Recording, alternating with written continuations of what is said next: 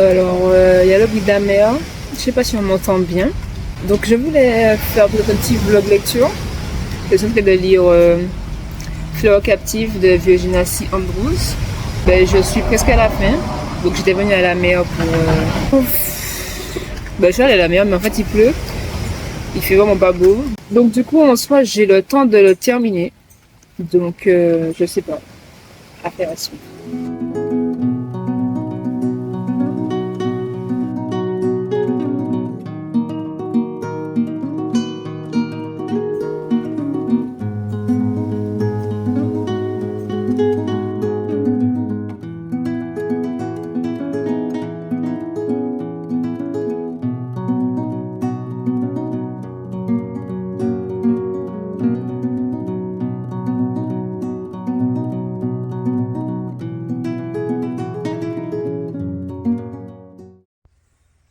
Hello, je vous reprends ici, désolée pour le bruit.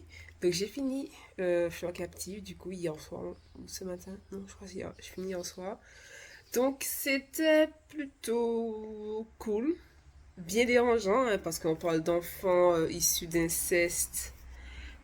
On devine ce que les enfants font plus tard de leur vie. Enfin, c'est vraiment une histoire qui est dérangeante à souhait, en fait. Mais il y a plein de problématiques. C'est gênant, c'est très parlant. Et ça nous montre aussi comment les choses se passaient un petit peu à l'époque, même si je ne me rappelle plus trop de... Enfin, ils n'ont pas donné vraiment une époque, mais on voit de quelle époque ça pourrait être.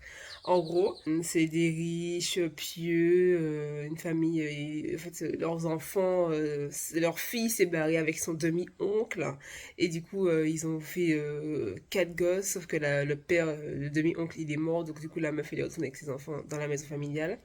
Elle a caché ses enfants dans le grenier parce qu'elle voulait que son père lui donne un nouvel héritage, parce qu'elle avait été déshéritée. Et donc elle doit cacher ses enfants. Mais en fait, tout ne se passe pas comme prévu. Ça devait durer que quelques semaines. Il était censé bientôt mourir. Mais elle savait très bien qu'en fait, il allait pas mourir de suite. Donc les enfants sont restés 3 putains d'années dans le grenier. Il y en a un qui est décédé, tout ça. Enfin bref. Et plus la grand-mère qui les battait. Des fois, elle les nourrissait pas. Et on suit en fait leur captivité. Et ce qui en découle quand ils apprennent la vérité sur leur mère. Et les actes interdits qu'ils ont pu commettre eux aussi.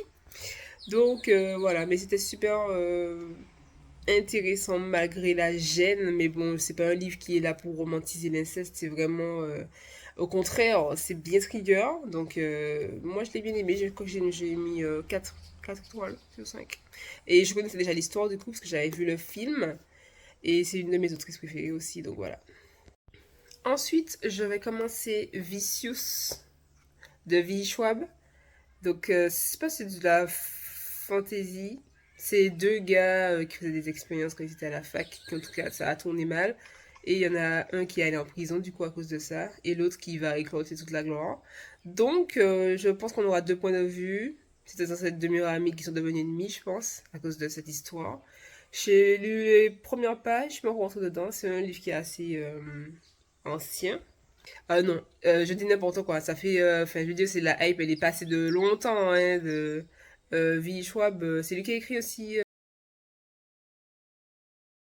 C'est lui qui a écrit La vie invisible d'Adi Larue.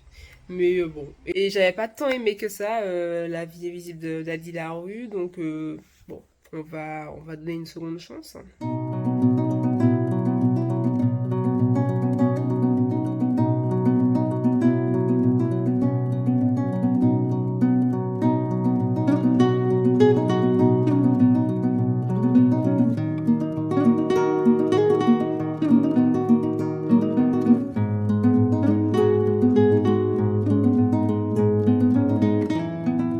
Hello, donc je vous reprends ici. J'ai toujours pas fini Vicious. J'aime bien, mais comme je l'ai dit pour ceux qui me suivent sur Instagram, c'est assez cool pour que je puisse continuer à tourner les pages finalement, mais pas assez pour que je puisse kiffer en fait. Donc, comme on suit, il y a au moins des fois 3 temporalités différentes qui se suivent, j'ai du mal à avoir le suspense. à me dire qu'est-ce qui va se passer ensuite. Parce qu'en fait, on arrive au moment présent et tout ce qui se passe au moment présent, on sait déjà ce qui va arriver. Donc à partir du moment où on lit le passé, ben en fait, c'est trop, il y a trop de détails, trop d'éléments. Après, je crois que c'est une saga, donc peut-être qu'il y a des choses, il y aura un plot twist à la fin et qui fait que ben, finalement j'aurai une surprise et que jamais de ah ben oui ben, en fait ça servait à rien ou autre, mais à part si c'est cet objectif là de fin, ben ok, mais du coup tout le livre je vais avoir beaucoup de plaisir. Donc pour l'instant c'est encore pareil, genre je sens le style de vie Schwab, mais je suis pas encore totalement conquise, donc voilà. Mais sinon j'aime, enfin, ouais, les persos sont cool, sont assez agréables, mais bon voilà quoi.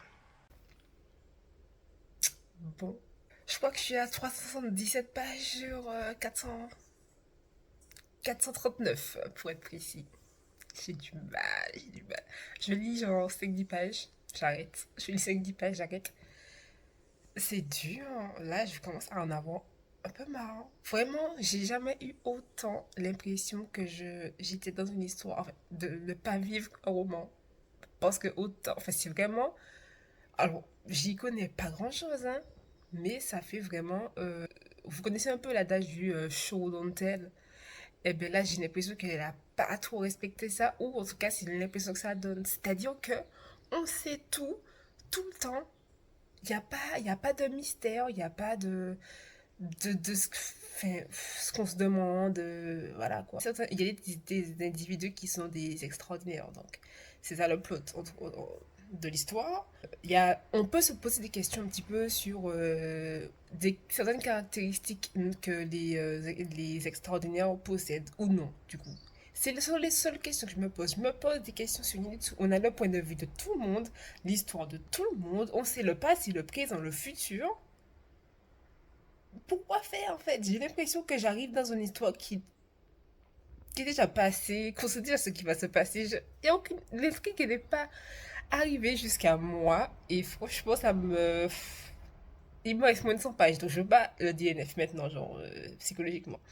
Mais j'avoue que j'ai du mal. J'ai fini. Il y a un tome 2. Attendez, je vais lire le résumé pour voir si ça donne envie ou pas. Et je reviens.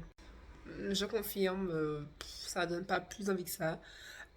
Donc je vais mettre 2 étoiles sur 5.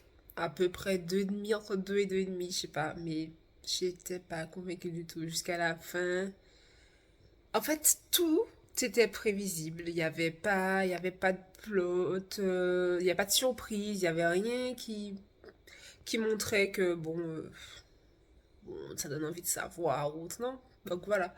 Euh, Si vous l'avez lu, vous me donnez votre avis. D'ailleurs, je pense que je vais conclure ici, hein. Bon, normalement ça sort au samedi. Donc ce serait un mini vlog lecture, on va dire. Donc voilà. À bientôt.